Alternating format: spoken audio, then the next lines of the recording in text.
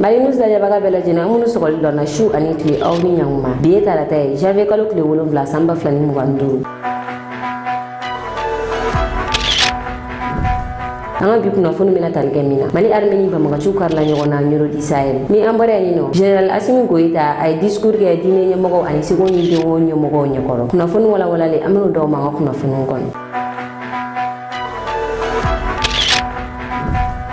Kunnafoni daminɛ la mankan bɔra Bankasi sugu kɔnɔ bi sɔgɔmada in na mankan bonyana sisiw bɔra Bankasi dugu kɔnɔdenw u kɔnɔ mɔra a kun b'u kɔnɔ k'a fɔ ko min ye banbagaci kɛlɛ ye ko o daminɛna u ka sugu kɔnɔ kura ye nka sɛgɛsɛgɛliw y'a yira k'a fɔ ko isation dɔ de tun bɛ tasuma de wulila o isation in na o de kɛra sababu ye ka sisiw yɛlɛn sanfɛ ka mankan bonya nka min ye banbagaci kɛlɛ ye k'o tun tɛ sugu kɔnɔna la tasuma in kɔni wulila kosɛbɛ min ye mɔgɔ bolofɛnw ye olu caman jenina nka banbagaci kɛlɛ kɔni tun tɛ Bankasi sugu kɔnɔna la. Aw bisimila wa kunnafoniw kɔnɔ banbagaciw caman fagara Mali armée fɛ Ɲorodi Sahel. Ɲorodi Sahel ale ni Bamakɔ cɛ bɛ taa kilo 400 ani kilo 40 de la a bɛ ka taa Mauritanie frontière fanfɛla la kunu banbagaciw y'u fa u ni na ka taa ni dugu kofɔlen attaqué état major ye communiqué kɛ kunu su dɔ u y'a yira k'a fɔ ko banbagaciw donna Ɲorodi Sahel nka janfa tun bɛ a ko kɔnɔna la sabula dugudenw yɛrɛ de ye banbagaci ninnu dɛmɛ u bɛ se ka don cogo min na u donna kelen kelen fo ka taa u caya dugu kɔnɔna la u cayalen dugu kɔnɔna la o ka sɔrɔ k'u fara fara ɲɔgɔn kan ka u labɛn attaque kama armée daga yɔrɔ bɛ yɔrɔ minnu na k'u bɛ taa o yɔrɔ ninnu attaqué nka banbagaci ninnu ma nimisa la cogo si la sabula Mali armée caman fagaw la u taara k'u ka su caman de to bila laban bɛ Mali armée bolo Mali armée y'a yira k'a fɔ min ye banbagaci su 30 banbagaciw taara ka o de to u kɔ su ninnu kɔni u lajɛli ma nɔgɔn a jaw b'an bolo nka an tɛna se ka a jaw bila sabula dɔw yɛrɛ kɔnɔw faralen don dɔw yɛrɛ bugɔlen don marifa fɛ fo ka u kunkolow ci u ma da u fagali dɔrɔn ma min ye marifa AK-47 den 19 Mali armée o sɔrɔ banbagaci ninnu kɔ ale ni PKM den 3 ni ale ka farin AK-47 ani lasso roquette kelen ni o ye fɛn ni bɛ bon chargement Mali armée ni fɛn ninnu sɔrɔ banbagaci ninnu nɔ la ani marifa kisɛ caman armée y'a yira k'a fɔ k'u bɛ ka communiqué kɛ wagati min na o y'a sɔrɔ Ɲorodi Sahel a bɛ Mali armée bolo ka ban banbagaci ninnu caman neutralisé don dɔw yɛrɛ bolila minnu bolila olu taara k'u ka suw to su ninnu u sira Ɲorodi Sahel carré kɔnɔnaw la bi sɔgɔmada in na Mali armée camion bila ka taa su ninnu ta ka dingɛw sigi ka su ninnu bɛɛ don dingɛ ninnu kɔnɔna la ni wagati in na banbagaciw kɛlen don ka Ɲorodi Sahel kɛ u dagayɔrɔ ye kosɛbɛ décembre kalo tile 24 an y'a da kulo kan k'a fɔ min ye Tijaniya ɲɛmɔgɔba min bɛ Ɲorodi Sahel ni ale tɔgɔ ye Corno Amadou Dital k'ale minɛna banbagaci ninnu fɛ an ka kunu kunnafoniw na an y'a yira o la k'a fɔ min ye Amadou Kufa ale ka mɔgɔw ye vocal kɛ vocal min kɔnɔna la o y'a yira k'a fɔ ko ni karamɔgɔba in Corno Amadou Dital ko a fatura sabula k'a minɛtɔ la ko kisɛci minnu kɛra ko kisɛ y'a sɔrɔ ko a ma se ka bɔ a joginda la nka an filɛ nin i n'a fɔ wagati min na tan min ye karamɔgɔ in yɛrɛ somɔgɔw ye u ma ko in sɛbɛntiya sabula o y'a yira k'a fɔ ko u bɛ ka sɛgɛsɛgɛli kɛ ko in na halisa. Kunnafoni filanan Mali jamanakuntigi Général Assimi Goïta a kumana kunu diinɛ ɲɛmɔgɔw ɲɛkɔrɔ ani seko ni dɔnko tigilamɔgɔw ani olu bɛɛ farala ɲɔgɔn kan ka sankura hɛrɛ barikaw da ɲɔgɔn ye o kɛlen ka Général Assimi Goïta a ye heure kelen bɔ ɲɔgɔnko de kɛ kuma la kuma minnu na ni mɔgɔ bɛ se ka i sɔnni sigi a kan o kuma fɔlɔ kɛra CEDEAO de a y'a yira k'a fɔ Mali ka bɔli CEDEAO kɔnɔna la ko o kuma tɛ ale Général Assimi Goïta fɛ bilen ko Mali kɔni a bɔra CEDEAO kɔnɔna la wa siga fosi tɛ a la sabula ko olu bɛ CEDEAO filɛ i n'a fɔ terroriste de CEDEAO ni terroriste ko fosi tɛ u ni ɲɔgɔn tɛ terroriste bɛ embargo bi dugu kan ko balo tɛ don dugu kɔnɔna la CEDEAO fɛnɛ bɛ o kelen de kɛ a y'a kɛ Mali la ka kɛ Burkina la ka kɛ Niger la ko Niger yɛrɛ ta juguyara kosɛbɛ hali fura ko tun tɛ ka don Niger muso ni denmisɛnninw mago bɛ se fura minnu ma ko CEDEAO ye embargo gɛlɛya Niger kan hali fura tun tɛ ka don Niger ko ni jamana ninnu ko u t'u bolo di terroristew ma o hukumu kɔnɔna la Mali tɛ se k'a bolo di CEDEAO ma cogoya si la ko sabula CEDEAO ye Mali bolo i n'a fɔ terroriste de an ka taa Général Assimi Goïta a ka nin yɔrɔ in kumakanw lamɛn. Ma ka mun fɔ an kɔni bɔra CEDEAO la an bɔra CEDEAO la dɛ CEDEAO ko n ma deli ka n da maga la parce que ne bolo CEDEAO ko banna o tun tɛ n t'a kuma yɛrɛ kɛ donc ni mun ma da la o ka da la an bɔra CEDEAO la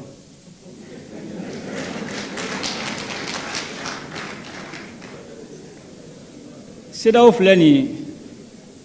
an kunna bɔ CEDEAO a mɛnna tuma dɔ embargo bi Mali kan a na sera ma ni ko ministre des finances n ka k'i labɛn n ka embargo la n ka lajɛ sɔrɔ Mali sɔrɔ a bɛ se ka degun jumɛn bɛ se ka kɛ n'an bɔra embargo la ka ministre des affaires étrangères n ka lajɛ diplomatie degun jumɛn bɛ se ka kɛ n ka gafe labɛn an bɛ se ka bɔ a la cogo min na a tɛ kɛ degun an ma u y'a baara bɛɛ kɛ mais mɔgɔ n'an deli an ka sabali an kun labɛnna boli kama mɛnna CEDEAO filɛ bi bi in na CEDEAO ani jatigɛ wale mɔgɔ bɛɛ kelen furancɛ t'u ɲɔgɔn cɛ n b'aw ɲɛfɔ a b'a faamuya CEDEAO ni jatigɛ wale mɔgɔ bɛɛ kelen jatigɛ wale mɔgɔ bɛ mun kɛ o bɛna bi dugu kan o b'a datugu dugu dɔ la u b'a fɔ ko embargo cɛ tɛ bɔ muso tɛ bɔ dumuni tɛ don foyi tɛ bɔ fura tɛ don taji tɛ don u bɛ se ka jamana dugu bila kɔnɔ kalo 6 kalo 3 n'est-ce pas CEDEAO mun kɛ embargo a Niger lajɛ hali fura a kun tɛ don kuma tɛ dumuni ma an ye kalo 7 de kala kalo 7 Niger ta la en gros hali tulu dumuni foyi tɛ don hali jugu jatigɛ wale k'ale kɛlɛ ni jugu min bɛ dumuni d'a ma a plus forte raison population danfara jumɛn b'u ni jatigɛ wale mɔgɔw ni ɲɔgɔn cɛ. General Assimi Goïta a kumana Mali kuranko fɛnɛ kan a y'a yira k'a fɔ ko panogo min labɛnnen don Mali kɔnɔna la ko kalo 6 maliyɛnw bɛna kuran sɔrɔ ko ko wɛrɛw donna a panogo senkɔrɔ ni kuma in ŋunuŋunukan kun bɛ fan bɛɛ lajɛlen fɛ nka min ye ɲɛmɔgɔ fosi o kun ma bɔ ka walawalali kɛ a ko la General Assimi Goïta a yɛrɛ y'i da maga a kuma la a y'a yira k'a fɔ ko panoforo min kun sigira ko kalo 6 ko maliyɛnw bɛna kuran sɔrɔ ko panogo in k'a baara sumayara dɔɔni ko sabula pano in sigira dugukolo minnu kan ko mɔgɔ dɔw de Ala minɛ ka o dugukolo ninnu feere a feerela mɔgɔ minnu fɛnɛ ma olu girinna ka taa u wasow jɔ k'a jigiya k'a fɔ ko ni panoforo sigira ko olu fɔlɔ bɛna kuran sɔrɔ jamanaden tɔw ɲɛ ko o ye u ka baara sumaya u bolo o sababuya de la kalo 6 in kɔfɛ maliyɛnw tɛ ka se ka kuran sɔrɔ panogo in sira fɛ nka ko baaraw bɛ sen na halisa yaasa maliyɛnw bɛna se ka kuran sɔrɔ cogoya min na a ma da o dɔrɔn ma a kumana militaire ko la a y'a yira k'a fɔ ko militaire ko ta fanfɛla la ko maliyɛnw k'a bila u kunna ko militaire ko la ko mɔnɛ bɔlen don u la diɲɛ jamana bɛɛ ɲɛkɔrɔ sabula ko minɛn caman bɛ an ka militaire bolo nka halisa dɔ bɛ ka sanga fara minɛnw kan ale ni minɛn minnu fɛnɛ bɛ u bolo ni olu kɔrɔla olu kan ka falen ko o baaraw bɛ sen na armée ka minɛn kuraw ko o sanni baaraw bɛ sen na halisa centrale solaire minnu sigi sen kan Safo Cagadugu ani Sanakɔrɔba olu bɛ sen na o baara daminɛ a yɛrɛ ta dɔɔni ala ko tiɲɛ yɛrɛ ta dɔɔni mais a baara daminɛlen don a baara fana dɔw ye temps ta mun na a fɔra dɔrɔn ko centrale solaire bɛna kɛ dɔ taara maire dɔ taara yɔrɔ feere mɔgɔw ma dɔ fana taara so jɔyɔrɔ la bon f'i ko so ci a bɛ fɔ gɛlɛya bɛ jamanadenw kan kuranko b'u la yɔrɔ dɔ bɛ ɲini ko fɛ kuran bɛna bila yen e bɛ taa terrain feere mɔgɔw ma olu bɛ taa so jɔ yen bon a bɛ ɲɛbɔ cogo di e n'i y'o su jigi binna mɔgɔw kan est-ce que o de ma bi jamanadenw kan i ne taara Magarita la an b'a kɛlɛ fo ka taa fɔ don min na n'a ko sumara donc o kɔnɔna la pour que an ka armée bɛ se ka san sɔrɔ ka baara kɛ ka ɲɛ an ye jɛɲɔgɔnya dɔ kɛ ni Russie ni Chine ani Turquie olu ka dɛmɛ kɔnɔna la parce que fɔlɔ hali ni wari b'i bolo i tɛ se ka minɛn sɔrɔ parce que tubabuw b'a fɔ ko n'i ye minɛn san nafa tɛna k'u la bilen olu tɛna sɔrɔta sɔrɔ bilen u tɛna dunta sɔrɔ bilen donc n'i y'o minɛn sɔrɔ sisan nafa tɛna k'u la dɔ y'a to minɛn sɔrɔli kun ka gɛlɛn ni nafolo b'i bolo mais o de kɔnɔna la an y'a se ka ɲɛsin Russie ni Chinois ma ni wari b'i bolo olu b'i dɛmɛ hali ni wari t'i bolo n'i y'a f'i ɲɛna k'u ka juru di la u b'a juru di la bon o de y'a to an ɲɛsin olu ma jɛɲɔgɔnya la tilennenya la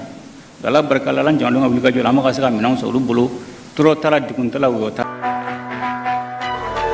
kunnafoni sabanan an bɛ taa Faransi Emmanuel Macron a y'a ka ambassadeur fara ɲɔgɔn kan san o san Faransi jamanakuntigi Emmanuel Macron a bɛ nin kɛnɛ in sigi kɛnɛ min n'a b'a ka ambassadeur fara ɲɔgɔn kan u b'a sigi ka kuma san kɔnɔna la u bɛ na africain jamana u bɛ ka baaraw kɛ tagabolo minnu na u bɛ na falen min don a kow kɔnɔna la a n'a ka ambassadeur u kun b'o lasigili in kɛnɛ kan Emmanuel Macron a kumana a ye min kɛ kuma la a bɛ taa heure 1 ani miniti caman na sɔɔni a kun bɛ na heure 2 kɛ kuma la a ka kumaw kɔnɔna la a y'a yira k'a fɔ ko bi ko mɔgɔ caman bɛ k'a fɔ ko Faransi gɛnna ka bɔ farafin jamana kɔnɔ ko kuma in tɛ tiɲɛ ye ko gɛlɛya bɛ Faransi kɔni da la bi farafin jamana dɔw kɔnɔna la ko wa fɛrɛ ko bi ko jamana caman bɛ k'a disi gosi k'u y'u ka yɛrɛma hɔrɔnya sɔrɔ k'u ka souveraineté b'u bolo nka k'u bɛ ka ɲinɛ mun kɔ ko ni Faransi kun tɛ k'u kun tɛna o sɔrɔ ko terroriste kun b'u ka jamanaw minɛ k'a k'u ta ye Faransi y'a yira k'a fɔ fɛnɛ ko jamana caman fɛnɛ bɛ ka bɔ bi ko an ye Faransi gɛn ka bɔ an ka jamana kɔnɔ ko kuma in si de tɛ tiɲɛ ye ko Faransi de b'a ɲini jamana ninnu fɛ ko an bɛna taga ka bɔ an ka jamana kɔnɔ a ka dɔ ye cogo min na a bɛ se ka kɛ ten bonya kɔnɔna la k'o la walasa u bɛ fɛ k'u ka diya u ka jamana kɔnɔdenw ye u ka kɛ mɔgɔba ye u ka jamana kɔnɔdenw ɲɛkɔrɔ u bɛ bɔ k'u ka cɛya yira k'a yira k'a fɔ ko olu de ye Faransi gɛn ka bɔ u ka jamana kɔnɔ Emmanuel Macron y'a yira k'a fɔ ko nin kuma in si de tɛ tiɲɛ ye ko Faransi de b'a laɲini k'a fɔ ko an bɛna taga ka bɔ aw ka jamana kɔnɔ ko nka k'u b'a décision to u bolo k'a y'a décider a bɛ fɛ an ka taga cogoya min na ko o de bɛ ko in jukɔrɔla la bamananw ko ko mɛn da ye mɛn tigida ye aw ni an ka jan ka Emmanuel Macron ka nin kumakan ninnu lamɛn.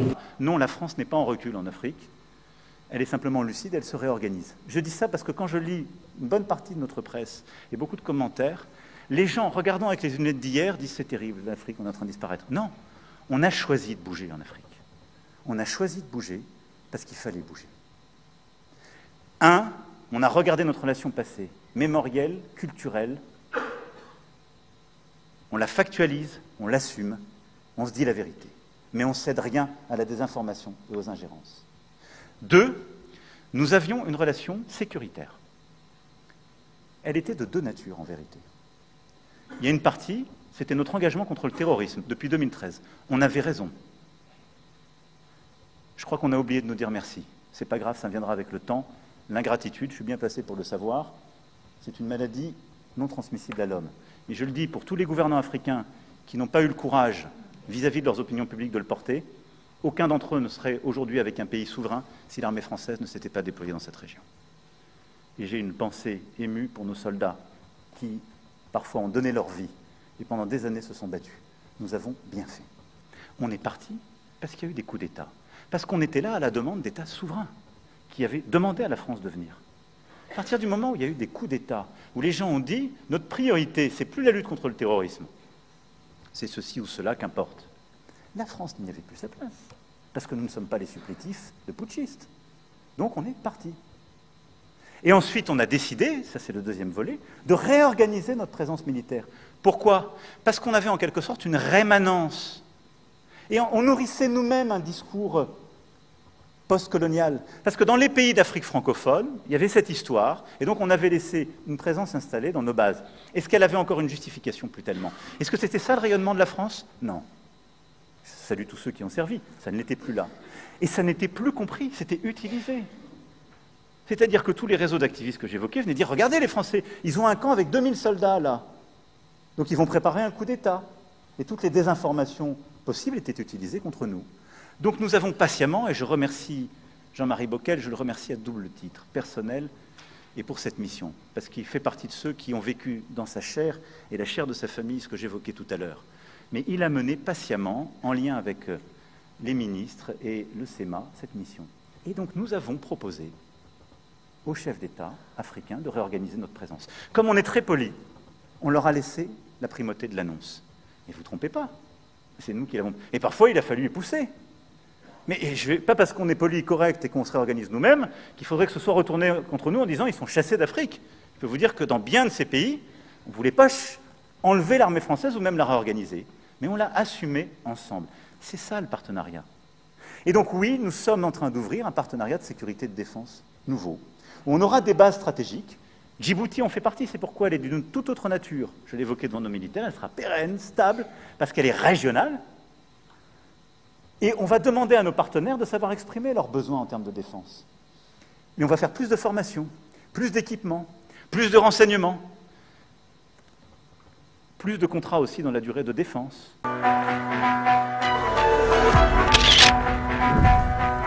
kunnafoni nan na Emmanuel Macron ayi kumaga munu fɔ ka ɲɛsin farafin jamanaw ma. Min ye jamana fila ye olu bɔra ka Emmanuel Macron jaabi. Min ye Senegal premier ministre Ousmane Sonko ale bɔra ka publication kɛ. A ka publication kɔnɔna la a y'a yira Emmanuel Macron na kan ko min kɔni ye Senegal ta ye k'a ye nkalon tigɛ o la. Sabula k'an filɛ yɔrɔ min na i n'a fɔ sisan nɔ Faransi ka autorité kelen kuma ma tɛmɛ o ni Senegal ni ɲɔgɔn cɛ ko an bɛna taga ka bɔ a ka jamana kan. Ko Senegal yɛrɛ de y'a décidé a ka yɛrɛma hɔrɔnya kɔnɔna la n'o ye a ka souveraineté k'a yira Faransi la k'a fɔ k'u ka taga ka bɔ u ka jamana kɔnɔna la. Ko a k'ale bɛ kuma filanan min fɔ ko Faransi tɛ se ka farafina jamana si ka sécurité sinsin ka jamana kɔnɔ. Kuma tɛ k'a fɔ ko u b'i ka yɛrɛma hɔrɔnya sinsin ka d'e ma. Ko Faransi yɛrɛ de bɛ ka farafin jamanaw déstabiliser. Ko wa ko Faransi de fɛnɛ bɛ ka lakanabaliya sinsin farafina jamanaw kɔnɔna la. Ko n'i ye Faransi yɛrɛ ka ko ta k'a lajɛ ko min kɛra Libi ko o de kɔlɔlɔ bɛ Sahel jamana ninnu bɛɛ kɔnɔna la ko Faransi ɲinɛna o kɔ. Ko wa fɛnɛ ko Faransi ka hakili to a la min ye tirailleurs sénégalais ye ko olu de taara Faransi kumabɔ. U kɛlen kɔ ka Faransi kumabɔ ko Faransi tilala ka u janfa k'u faga tuguni. Ko yala ko Emmanuel Macron ka a ɲinɛna o kɔ. Mɔgɔ caman y'a yira k'a fɔ ko min ye Ousmane Sonko a ka nin jaabi k'a jaabi ye kosɛbɛ. Ko sabula ko min bɛ mɔgɔw kɔnɔ ko Ousmane Sonko de y'o fɔ tantɔ. Ousmane Sonko k'a bɛ place min na ani nin kuma in fɔli ka kan. Ko mɔgɔ si tɛ se ka nin kuma in fɔ ni a bɛ mɔnɛ bɔ i la ka tɛmɛ Ousmane Sonko kelen kɔ k'a fɔ kan.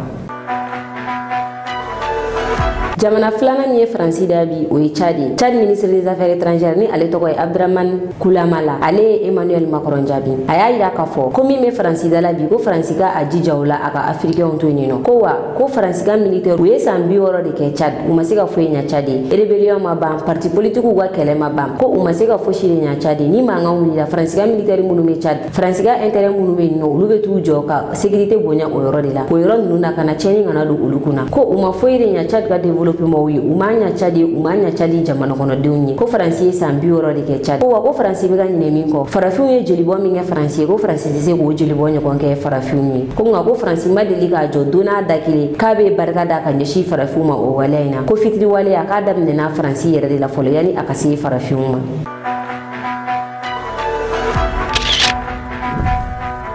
Kunnafoni duruna an bɛ taa Ghana. John Dramani Mahama ale fanga ta. John Dramani Mahama a sigira Ghana fanga la bi. Ale seginna ka na présidenya la Ghana. Ghana juju ɲɛkɔrɔ bi a ye layidu kan ta k'a yira k'a fɔ min ye Ghana ka sɔrɔ sira ale bɛ baara kɛ ni o tagabolo ye. John Dramani Mahama a ka nin sigilen kɛnɛ kan a kun ye wele bila AES jamana ɲɛmɔgɔ bɛɛ lajɛlen ma. Min ye Général Assimi Goïta ale ma se ka kɛnɛ sɔrɔ wa an ma kunnafoni foyi sɔrɔ min b'a yira k'a fɔ ko a ye mɔgɔ dɔ bila ka taa a tɔgɔ la. Nka Niger premier ministre ale taara Général Tchani tɔgɔ la. Min ye Burkina jamana kuntigi Capitaine Ibrahim Traoré ale yɛrɛ taara kɛnɛ kan. A taara a ka armée ka avion minɛ o de ye Kassan 295 ye. Burkina ale ni Ghana olu bɛ dancɛ bɔ. Burkina ka minɛn caman a bɛ taa Ghana port la kɛrɛnkɛrɛnnenya la u ka militaire minɛnw olu caman bɛna taa Ghana port la ka taa n'a ye Burkina dugu kɔnɔna la. Capitaine Ibrahim Traoré a sera Ghana bi sɔgɔmada in na ka taa Ghana jamana kuntigi ka nin sigilen kɛnɛ ɲɛnamaya. Jamana kuntigi wɛrɛ tun bɛ nin kɛnɛ in kan i n'a fɔ République démocratique de Congo o jamana kuntigi ale tun bɛ nin kɛnɛ in kan ka fara jamana kuntigi wɛrɛw kan.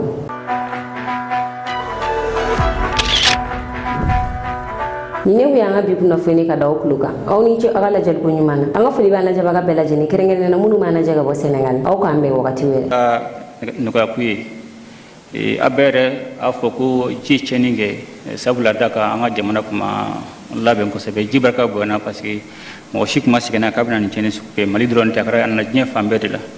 o de hukumu kɔnɔna la an ye gɛlɛya min ye ani tɔɔrɔ min ye ani mɔgɔ minnu ɲin tora la ani minnu joginna fɛɛrɛ de bɛ tigɛ ɲinan san kura kɔnɔ mun b'a to o gɛlɛya sugu kana se jamanadenw ma mais a tɛ taa gɛlɛya kɔ dɛ a tɛ taa degun kɔ o de hukumu kɔnɔna la a bɛna ɲini an ka diinɛ ɲɛmɔgɔw fɛ an ka dugutigiw fɛ an ka société civile mɔgɔw fɛ k'a fɔ n'an bɛna fɛɛrɛ min na tigɛ sa mun b'a to degun kɛra salon ni ji ye tiɲɛni kɛ o kana ɲinan sɔrɔ a tɛ taa minnu ka so jɔra jitɛmɛ sira kan olu ka so ka ci fɛn fɛn taara jitɛmɛ sira ka taa geren u b'a fɔ ji ta tɛmɛ sira bila o so kɔnɔ olu bɛ ci u bɛ ci mun b'a to ji kana don mɔgɔ ka bilen ji kana mɔgɔw ɲi kana to a la mɔgɔw kana jogin mɔgɔw ka minɛn kana tiɲɛ donc o sensibilisation ka mɔgɔw la faamuya an mɔgɔ b'aw la o la o kɔni a tɛ to kɔ dɛ a tɛ to kɔ n'i ko k'i bɛ hɛrɛ kɔ a tɛ taa i ka tɛmɛ gɛlɛya fɛ donc gɛlɛya in kɔni a bɛ taa fo dɔw ka so minnu ye sira jitɛmɛ sira geren o so bɛ ci dɛ o bɛ ci mais yan'a ka kɛ gouvernement bɛ fɛɛrɛ sigi sen kan mun b'a to jamanadenw bɛ lafaamuya cogo min na a bɛ kɛ fɛɛrɛ mun b'a to degun tɛ bonya minnu fana ka so bɛ bɔ a yɔrɔ la n'Ala sɔnna ma fɛɛrɛ bɛ sɔrɔ o la o tɛmɛnen kɔ a ye ɲɛka discours bɛɛ lamɛn a ye fɛn fɛn fɔ gɛlɛya ani minnu ɲɛna an b'aw fo o la dan tɛ foli mun na n y'a fɔ fɛn fɛn ɲɛna a diyara jamanadenw ɲɛna jamanadenw de sɔnna ma jamanadenw ye wuli ka jɔ kɛ n y'a fɔ transition ye jamanadenw ka transition de don a bɛ kɛ jamanadenw ka laɲini kɔnɔna la a b'u ka wuli ka jɔ kɔnɔna a b'u ka hakɛ kɔnɔna la donc n b'aw fo dan tɛ foli mun na gɛlɛya caman kɛra san 2020 kɔnɔna la n'Ala sɔnna ma an bɛ Ala deli Ala min ye masa ye a kana o gɛlɛya o kana jira an na nin san kura kɔnɔna la ka tila ka ɲini Ala fɛ Ala ka san kura min jɛlen filɛ Ala ka k'an bɛɛ ma hɛrɛ ye ka kɛ jamana ma basigi ka jamanadenw ka bɛn jamanadenw ka laɲini fɛn fɛn n'u ka hɛrɛ b'a la Ala k'o latigɛ o tɛmɛnen kɔ a ye a da magara yɔrɔ damadɔni na n bɛna dɔ fɔ a ɲɛna olu hukumu kan yan'o cɛ a ye fɛn fɛn fɔ a bɛɛ ministre bi yan premier ministre bɛ yan ministère bɛɛ bi yan donc a ye gɛlɛya fɛn fɛn fɔ a bɛɛ ministre bi yan n b'a dɔn u y'aw ka kuma mɛn u ye fɛn caman faamuya la ni fɛn min ma se ka ɲɛnabɔ n b'a dɔn bɛɛ bɛna wuli ka jɔ kɛ n'an bɔra nin kɛnɛ in kan bɛɛ bɛna wuli ka jɔ min b'a to jamanadenw ka laɲini a bɛ sabati cogo min na donc o kɔnɔna la a kumana kɛnɛya kan lakana ni basigi n'o ye sécurité défense sécurité donc an b'a dɔn bi na an bɛ tasibila kɛ d'abord an ka sɔrɔsiw ye sɔrɔsiw minnu bɛ wuli ka jɔ la su ani tile ka tasibila kɛ minnu ɲin tora Ala ka yafu ma Surasia aka gɛlɛya o gɛlɛya dan ye a ka di surasi ɲɛmɔgɔ bɛɛ ni ka mɔgɔw bɔra ka taa kɛlɛ la aw bɛ dafalen ka sigi mais kɛlɛ kɔni kɔnɔna la Ala dɔrɔn de b'a dɔn jɔn bɛ sa jɔn bɛ bɔ a la donc mɔgɔ si ka laɲini tɛ i ka mun ka to a la donc minnu tora la an bɛ Ala deli Ala ka yafa u ma o dayɔrɔ suma minnu fana joginna an bɛ tasibila kɛ Ala ka nɔgɔya k'u ye o tɛmɛnen fana kɔ an bɛ foli bila surasimuso ye parce que surasimuso a ka gɛlɛya o gɛlɛya dan ye n'a tile b'a la tuma min na an bɛ terrain kan n'i taara opération na i bɛ kalo 9 de kɛ o kalo 9 na a bɛ falen ni mɔgɔ wɛrɛw ye mais ni samiya sera k'i to o terrain kan i bɛ tɛmɛ kalo 9 kan i bɛ tɛmɛ san kelen ɲɔgɔnna kan o gɛlɛya o kɛra sababu ye surasi caman ka furu sara donc o de kɔfɛ surasi ɲɛmɔgɔ y'a lajɛ sisan ka bɔ kalo 9 ani kalo wɔɔrɔ ye donc o ye k'a fɔ an na surasimuso a ka gɛlɛn o ye gɛlɛya dan ye nka a ka kan an ka foli bila surasimuso ma dante foli min na u ka wuli ka jɔ ani ka cɛsiri la ne y'a jateminɛ jamana bɛ depuis transition daminɛ transition nana jamana sɔrɔ gɛlɛya kɔnɔ jatigɛ wale gɛlɛya n ye jatigɛ wale gɛlɛya kɛ lajɛ jatigɛ wale groupe ka ca o gɛlɛya fana kɔnɔna la mun b'a to u ka baara bɛ se ka ɲɛ bolo u na jamanadenw kunkan ɲɔgɔn na an ka jamanadenw kunkan ɲɔgɔn na an ka sɛnɛkɛlaw an ka bagangɛlaw an ka bozow u nana kunkan ɲɔgɔn na o kɔnɔna fana u donna jamanadenw ni ɲɔgɔn cɛ mun b'a to hali bi gɛlɛya bɛ se ka bonya cogo min na donc o tɛmɛnen fana kɔ ne y'a jateminɛ jamana wɛrɛw minnu ka n'an bɔnna jamana kɔnɔ minnu ka nafasɔrɔsira tiɲɛna olu fana u sen dɔ kɛlɛ la mun b'a to hali bi gɛlɛya bɛ se ka degun bɛ se ka se an ka jamana ma cogo min na n'i y'a lajɛ fɔlɔ lakana kɔnɔna la fɛn caman falenna mais a tɔba bɛ kɔfɛ n'a jateminɛ transition daminɛ tuma min na jamana n bɛ se k'a fɔ ko jamana tun t'an bolo parce que jamana yɔrɔ dɔ tun bɛ yen jamana fiɲɛtigiw tɛ se ka se hali jamana administration tun tɛ se ka se o fana kɔfɛ jamana yɔrɔ dɔ tun bɛ yen n'i tun ye Kidali ta sisan Kidali an ka sɔrɔsiw tun bɛ yen an ka gouverneur tun bɛ yen mais n'aw ta o ta jamana tun bɛ miliyɔn 50 de sara kalo saba banbagaciw ye mun b'a to u bɛ se k'an ka gouverneur lakana cogo min na mais u tɛ sɔn an ka sɔrɔsiw yɛrɛ k'an ka gouverneur lakana o y'a sɔrɔ ministre ni fɛn ninnu bɛ yen o bɛɛ ye k'a jira k'a fɔ ko jamana tun t'an bolo bon n'i y'o fana jateminɛ o kɔfɛ fana gɛlɛya in fanba tun bɛ sanfɛla la nord la donc gɛlɛya u bɔra ni gɛlɛya ye sanfɛ kɔrɔn fɛ ka jigin n'a ye ka na n'a jamana camancɛ la ka se ka n'a jamana tilebiyan fan fɛ dɔ ka bila fan bɛɛ n'i y'o jateminɛ o ma kɛ ten a kɛra laɲini dɔ de kama o bɛɛ kɛra de ka jamana tila n'i y'a mɛn i bɛ taa fɔ k'i bɛ taa kɔrɔnfɛla la hali bi an ma degun nin se ma dugumala la donc o bɛɛ kɛra ka lakanabaliya k'a yari mun b'a to an de ka jɛ sanfɛla kɔ donc Mali armée tun b'o lahiya de kɔnɔ a bɛ kɛlɛ la fan bɛɛ jamana taabolo an ka jamana tilalen don kɛlɛ bɛ fan bɛɛ donc o de hukumu kɔnɔna na wulikajɔ kɛra wulikajɔ mun vraiment ni nɔ bɔra